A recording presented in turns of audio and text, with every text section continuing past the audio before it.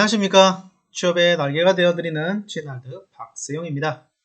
자, 오늘은 2020년 상반기 기업은행 신입행원 공채 입행지원서 관련된 내용을 가지고 다뤄보고자 합니다.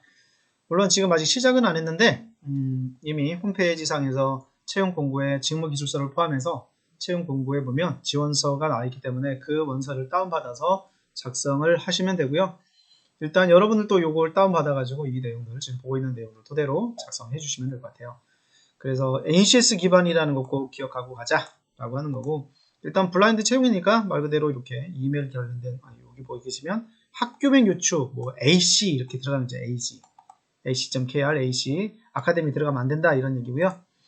그리고 이렇게 쭉 썼습니다. 요거는 뭐 어렵지 않고요. 지역인재 할 때는 지금 공공기관이 앞으로 계속 그 연도별 구간별로 해서 지역인재를 채용하고 있으니까 해당 내용들을 작성해 주시면 될 것 같고, 물론 이 내용은 여러분들이 뭐 있는 내용 쓰시는 거니까 제가 뭐 별도로 얘기 드리지 않아도 되겠죠.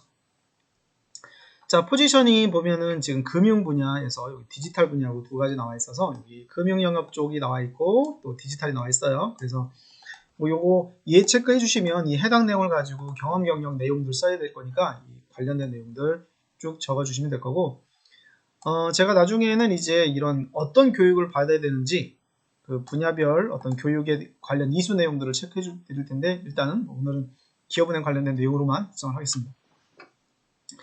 자, 이렇게 관련된 뭐 거의 직업교육은 공공기관은 거의 다 그냥 이게 기준입니다. 5개까지만 작성하게 돼 있으니까 여러분들 관련된 교육들이 있으시면 이렇게 차근차근 써주시면 되겠죠.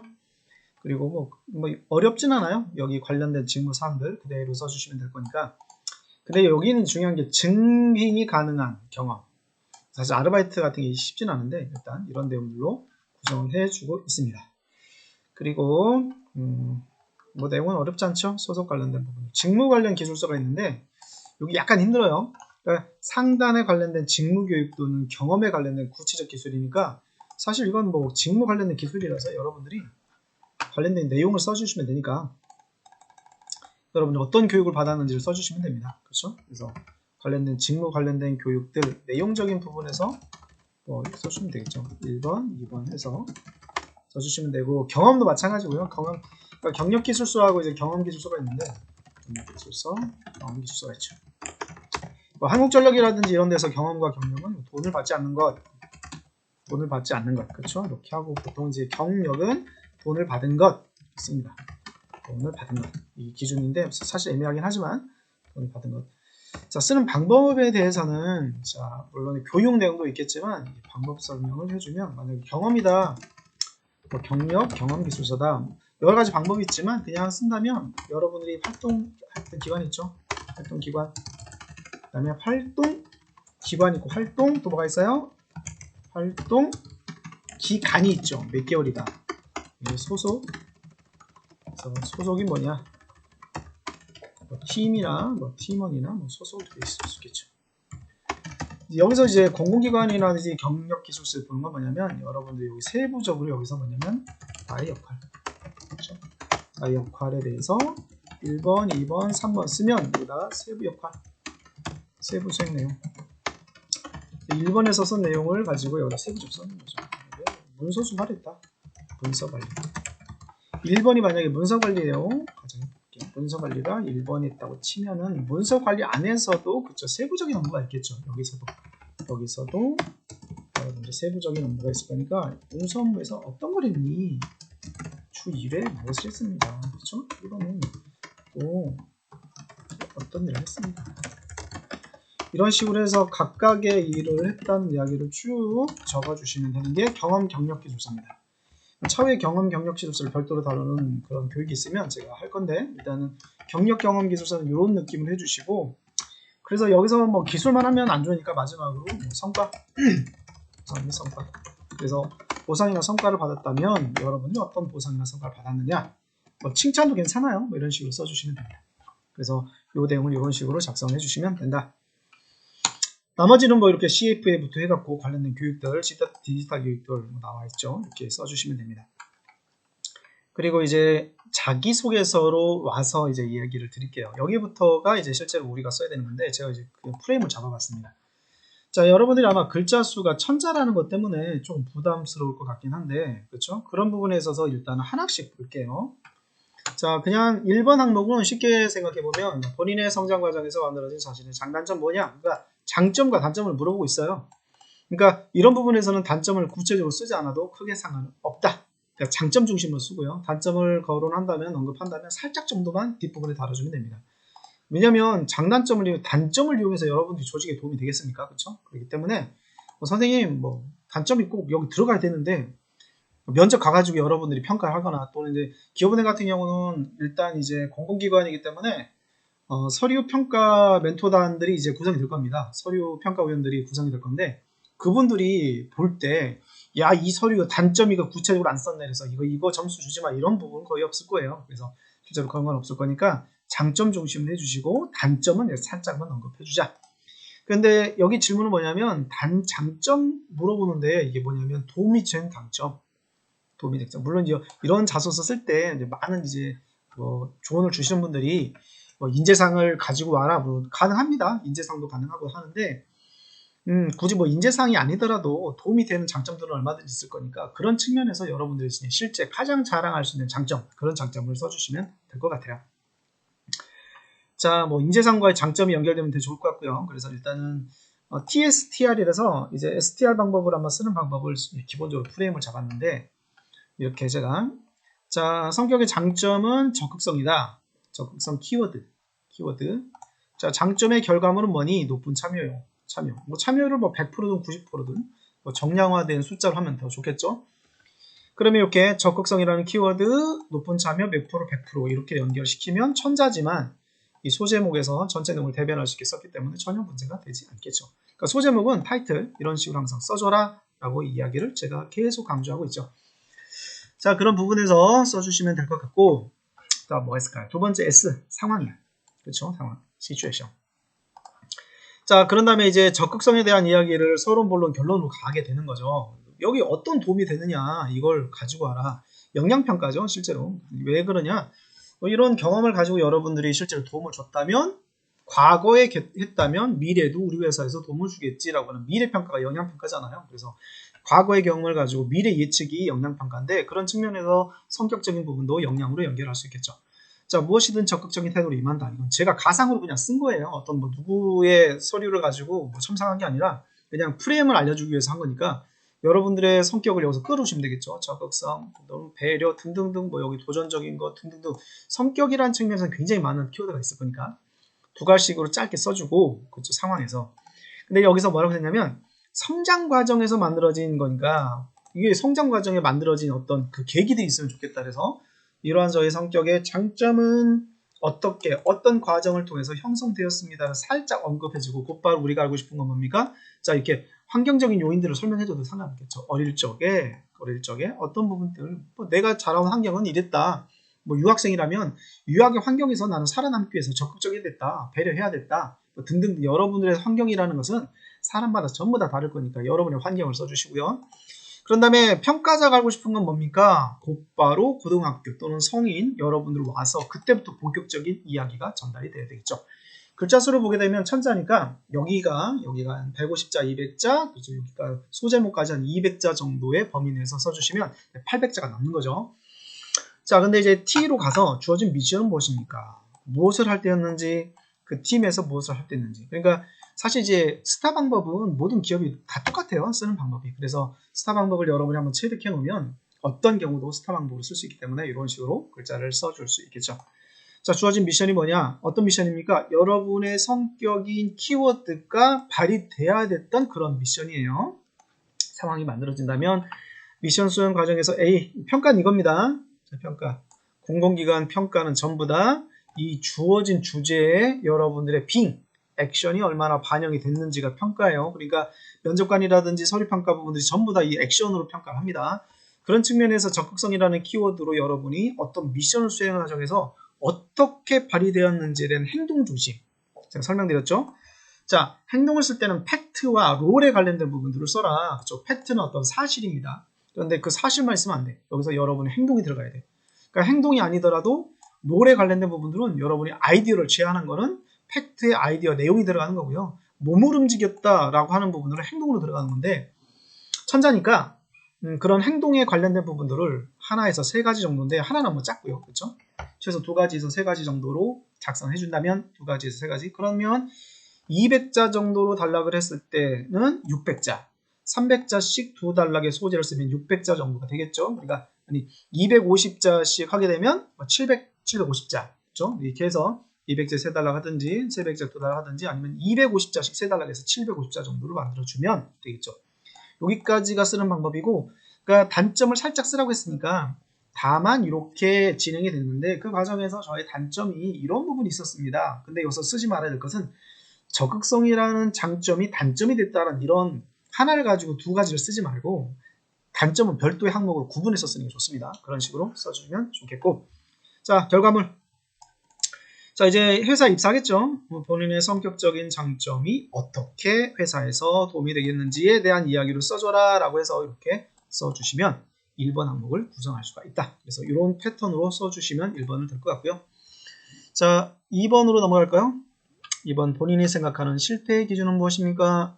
그동안 살아오면서 가장 크게 실패했던 경우 사실 뭐 고등학생이나 아니면 대학생들 우리가 실패를 얼마나 해봤겠습니까? 그렇죠? 이거는 역량평가는 특히 실패는 여러분들이 빠지기 싶은 유혹이 뭐냐면 엄청난 큰 실패가 있는 사람에게 장점을 가산점을 주는 게 아니에요.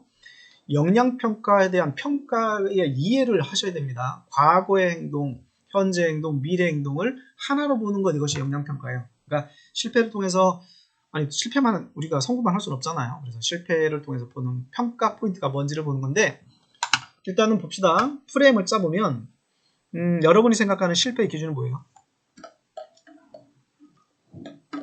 실패 기준은 뭡니까? 자, 여러분의 실패 기준을 만드는데 2가지로 구분을 해보세요. 실패라는 것이 타인과의 경쟁에서 진 것을 실패로 볼 것인가, 즉 외부적 경쟁자로 실패를 볼 것인가, 아니면 자신이 원하는 만큼의 본인이 만들었던 기준이라는 게 있겠죠. 그 기준. 그러니까 내부의 경쟁자이면서 내부가 본인인 경우 이 2가지의 경쟁에서 어떤 부분에 대한 성과가 나오지 않았다라는 것을 실패를 볼 것인가를 여러분이 기본적으로 좀 정하시고 2번째 자 실패가 없어? 그러면 고민하십시오. 실패를 기술하기 전에 도전했던 경험을 먼저 찾아보세요. 제가 늘 얘기하죠. 도전은 무엇이다? 경험의 아버지 부모님이다. 그러니까 도전했던 경험부터 찾아보시고 도전을 해야 성공도 하고 실패도 하고 좌절도 하잖아요. 그래서 도전을 먼저 찾아보시면 좋을 것 같고 이게 엄청 중요한데 도전의 과정을 찾고 과정 결과 원인 분석 어떤 것? 실패 원인 분석. 실패 원인 분석이 완전 중요하다. 실패. 그러니까 실패를 통해서 우리는 배움과 성장이에요. 도전하지 않으면 성공을 할 수도 없고 도전하지 않으면 실패도 할 수 없습니다. 그런데 실패를 통해서도 배우잖아요. 그런 이야기가 바로 이런 내용입니다. 근데 실패만 하면 안 되니까 실패를 통해서 뭘 배웠다. 근데 배우면 뭡니까? 야, 이 실패를 많이 하니까 다음에 이런 실패하면 안 될 것 같아. 실수하면 안 될 것 같아. 이런 교훈이 생기겠죠. 그래서 그 교훈을 통해서 앞으로 이제 어떻게 적용하겠다라는 얘기를 해주는 거고요. 그래서 이런 큰 살았던 실패 경험을 찾고 여러분의 경험을 찾고 실패 원인 분석 그래서 이 실패가 주는 교훈 중심으로 가자가 2번의 포인트입니다. 이해되셨죠? 자 3번 보겠습니다. 우리가 많이 봤던 지원 동기 유형이에요. IBK 기업은행 지원한 이유 뭡니까? 본인이 선택한 지원 직무 적합한 이유 딱 보니까 뭐예요? 직무 지원 동기, 회사 지원 동기 그쵸? IBK 기업은행은 물론 이제 일반 은행하고 다르긴 하죠.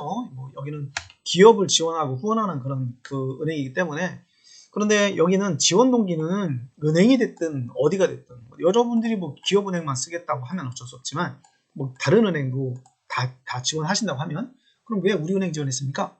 왜 신한은행 지원했습니까? 금융권 지원하는 분들이 은행 다 지원하잖아요. 뭐 그런 부분은 너무 신경 쓰지 마시고 이때 중요한 포인트는 뭐냐면 회사 지원 이유를 작성할 때는 뭐 어떤 기업이 됐든지 먼저 뭐를 해라?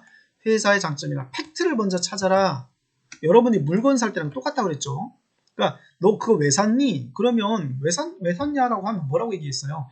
이 제품이 가지고 있는 특징이 A, B, C가 있는데 나는 이런 걸 좋아해. 난 분홍색을 좋아해. 근데 이 제품이 분홍색이야. 나는 파란색을 좋아해. 근데 이 제품이 파란색이야. 왜 아이폰 샀니? 나는 핸드폰 기능을 3가지로 조건을 가지고 있어. 근데 아이폰이 디자인도 좋고 호환도 좋고 다 좋아. 이런 것처럼 각각의 제품이나 회사의 장점과 팩트를 찾고 2번째 더 중요한 게 그러한 회사의 장점이나 팩트가 여러분들이 어떤 연관, 상관성이 있는지를 연결해 줘야 돼요. 그러면 기업은행이라고 하는 기업이 가지고 있는 특징이 있겠죠. 그 특징, 어떤 걸 지원한다. 그럼 여러분들의 직업관이라든지 가치관이 나와도 상관은 없어요. 사실 이 부분에서는. 그리고 아니면 기업은행에서 지금 어떤 추진하는 사업에 관련된 걸 여러분이 이해하고 있다는 이야기도 써주겠죠. 근데 그게 뒤에 나와요. 어디에? 뒤에 본인이 선택한 지원 분야에 대한 적합한 이유가 바로 뭡니까? 직무 연관성에 대한 직무 지원 동기죠. 그러면 앞부분에서 얘기한 강점, 장점이나 팩트에 대해서 여러분들이 뭘 갖고 있다? 지식이나 이유나 경험으로 설명을 해주고, 그래서 저는 본인이 제가 잘할 수 있는 일이 바로 기업은행의 이런 일이고요. 저는 이걸 잘하기 위해서 노력해왔기 때문에 제가 잘할 수 있을 것 같고요. 제가 하고 싶은 일이 이런 건데 그것이 지금 여기에 기업은행에서 하고 있네요. 또 해당 분야에 대한 이해를 바탕으로 저 연결해주면 저 이거 가지고 저 이거 잘할 수 있어요 라고 해서 회사 지원 동기와 직무 지원 동기를 이렇게 만들어 주시면 됩니다. 어렵게 생각하면 어렵고요. 쉽게 생각하면 쉬운데 너무 잘 쓰려고 하지 말아라. 회사 지원 동기는 방법이 없어요. 여러분 뭘 하고 싶다? 또 기업이 뭘 하고 있다, 내가 관심이 있다, 내가 노력해왔다, 알고 있다, 도전해보고 싶다 같은 이야기들밖에 사실 없습니다. 특히 기업은행 같은 경우는 색이 분명하잖아. 일반 시중은행이 아니기 때문에. 그러니까 다 비슷한 얘기를 할 거란 말이죠. 그래서 직업관을 쓰셔도 되고 여러분들이 경영이나 어떤 상경계열 친구들이랑 하면 나쁘지 않을 거고요. 디지털 지원하는 분들도 여러분이 갖고 있는 기술적 역량을 어떻게 도움을 해줄 건지 그런 이야기들로 구성을 해주시면 됩니다. 자, 4번 볼게요. 자, 사회적 책임에 관련된 이야기, 공동체, 이거는 직무에 관련된 건 아니지만, 그쵸, 이거는 기업은행이 성격상, 그쵸, 기업은행이라고 하는 이 운영의 체계가 일반은행과 다르다 보니까 물어본 것 같고요. 사회에 공익을 기했던 경험을 기술해라. 여러분들 있습니까? 사회 공익. 그래서 CSR을 생각해 봅시다. 기업의 사회적 책임, CSR. 요즘에 CSV가 굉장히 이제 더 뜨고 있지만, 자, 기업의 사회적 책임, 은행의 사회적 책임, 기업운항의 사회적 책임. 그런데 여러분의 사회적 책임, 개인의 사회적 책임은 뭐가 있을까요? 자, 이 개념을 기본적으로 가야 됩니다. CSR, 그렇죠? 기업의 사회적 책임. 그런데 여기에 그 뒷이야기가 뭐냐면 타인 공동체 사회 공익에 기여했던 경험을 써라. 이를 통해 느낀 점을 써라. 이게 가장 중요하죠. 이게 포인트예요. 포인트. 자, 그럼 여기 생각해 봅시다. 여러분, 이기주의는 뭐예요? 이기주의 뭐고? 개인주의는 뭐고? 개인주의와 비슷한 배타주의가 있죠. 3번 이타주의는 뭡니까? 이거를 가지고 생각해 보는 거죠. 여기서 말하는 거는 소금과 빛과 초의 역할을 얘기하고 있네요. 왜냐면 자, 이게 뭡니까? 이렇게 안 쓰죠. 자, 뭡니까? 사회적 책임이 공동체 또는 공익을 위해서, 그러니까 돈을 안 받고 한 거예요, 여러분들이. 돈을 안 받고 공익을 한 거니까 뭡니까? 가장 중요한 거는 여러분들이 봉사활동이 제일 많이 쓸 수 있겠죠. 그렇죠? 봉사활동. 그리고 없다면 뭘 씁니까? 헌혈이 굉장히 좋은 소재가 될 수 있다라는 말씀을 드려요. 헌혈이 되게 좋은 소재가 될 수 있다. 그래서 그렇게 보시면 되겠죠. 이렇게 해서 헌혈에 관련된 이야기로 이렇게 마무리를 해주시면 될 것 같습니다. 자, 이렇게 해서 쓰시는데, 자, 사회적 책임에 관련된 부분들 뭐 없으면 헌혈했던 이야기를 제일 좋고요. 헌혈이 지금 뭐 당장 할 수 없으면 여러분들이 시간이 남는다고 하면, 제가 헌혈을 하는 이유는 뭐냐면 피잖아요, 피.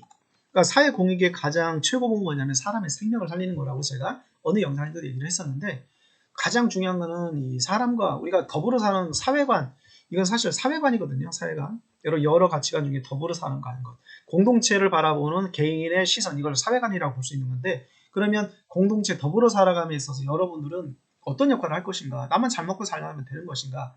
그러면 국가의 존재라든지 사회 존재, 뭐 이런 존재의 가치들이 조금 더 퇴색할 수 있잖아요. 그래서 여기는 전형적인 이타주의로 컨셉을 잡으시고, 없다면 지금이라도 여러분들이 뭔가 사회 공익을 할 수 있는 게 뭐가 있을까? 그러니까 철저하게 이타주의나 아니 이기주의나 배타주의, 개인주의를 배제시킨 이야기로 작성을 해주셔야 됩니다. 이렇게 해서 천자 이야기를 쓰는데, 이 포인트는 요거예요. 자, 여기서 끝내면 안 되고, 그렇죠? 여기서 끝내면 안 되고, 여기서 뭘 해야 될까요? 여기서 여러분들이 느낀 점을 써야 되잖아요. 느낀 점. 그러니까 봉사활동은 이런 게 있어요. 여러분들의 시간과 노력과 돈이 들어가는데 끝났을 때 묘한 그 감동 같은 게 있어요. 뿌듯함. 그렇죠? 돈을 안 받고 내가 시간을 내서 갔는데 뿌듯해요. 혹시 그런 경험 있으십니까?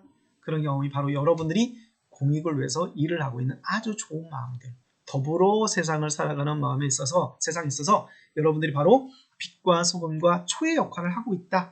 이런 것들을 기업은행이 가고자 하는 방향성과 연결해 주셔서 써주시면 될 것 같습니다. 자, 기업은행 아직 시간이 많이 남아있는데 글자가 뭐 경력, 경험, 기술서 1500자에 항목 4가지에 4000자의 엄청난 글입니다. 진짜 5000자 이상을 써야 되기 때문에 일단 항목이 나와 있는 상황이고, 그래서 여러분들이 미리미리 쓰시면서 태국의 과정을 거치면 뭐 좋은 서류가 될 것 같고, 서류는 여러분들이 사실 뭐 가장 중요한 거는 면접에서 활용되는 부분까지 고려하고 가셔야 돼요. 그래서 항상 서류의 목적은 무엇이다? 누가 본다? 평가자가 본다. 그래서 여러분이 쓰고 싶은 글이 아니라 반드시 보고 싶은 글을 작성해야 된다. 여기서 주안점을 가지고 써보시고요. 주말에 제가 금요일인데 주말에 이걸 보시면서 여러분들이 영상을 보시면서 서류를 쓰시라고 금요일날 이렇게 영상을 찍습니다. 자, 영상 여기서 마무리하겠고요. 여러분들 또 화이팅입니다. 다음 영상에서 또 뵐게요.